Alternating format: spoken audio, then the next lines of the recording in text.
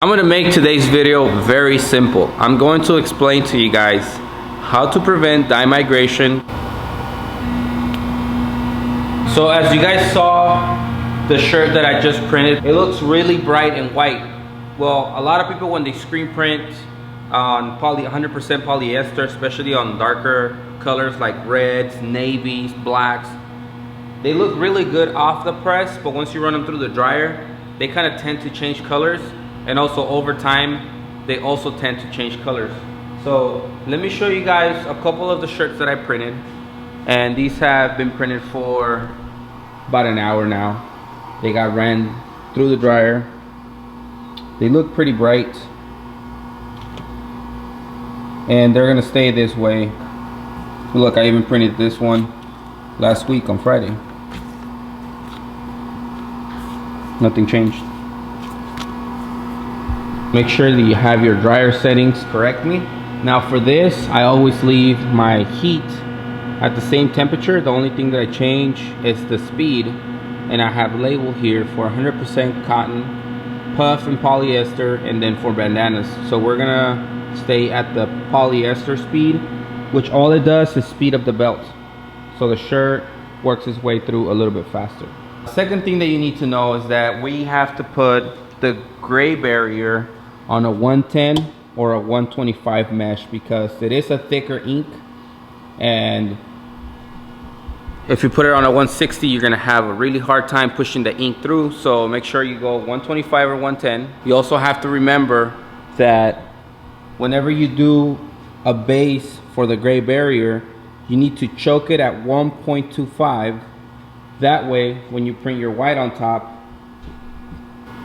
you don't see any gray showing around the image, and that's going to give you a clean print.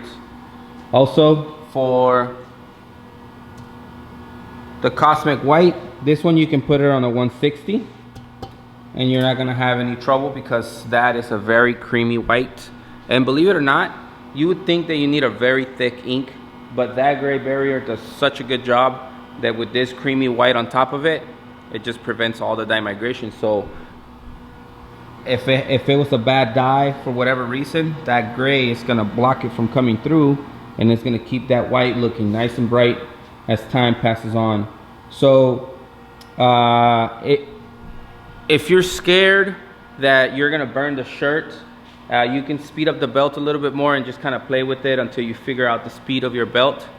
Otherwise, if the garment is not really fragile, just turn it up a little bit more than normal and you should be fine, because this gray barrier does such a good job that the dye migration is really going to get prevented by using this base.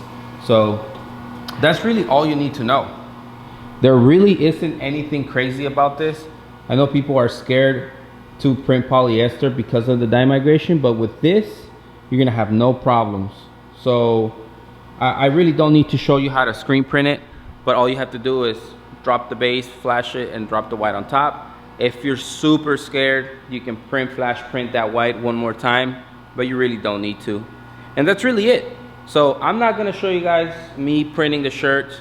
I already did one. I showed you guys the ones I did already, and I just wanted to explain to you guys how simple it is to prevent dye migration. The last thing that you guys need to know about printing on polyester shirts is that they come out of the dryer, they're very hot, so you might just want to get some of the heat off of the shirt, just so you don't sit the heat on top of the shirt that you pulled previously. So what you want to do is just kind of like put one here, as the next one comes down, air it off, put it here, so that way the heat doesn't build up in between shirts and help the dye migration. It shouldn't be a problem because of that gray barrier, but still you want to be careful in every single step. So if you want to let your catcher know to make sure that they kind of air off the heat and then just stack them one next to each other as they come out, then that's also going to help you a lot. So don't you forget that.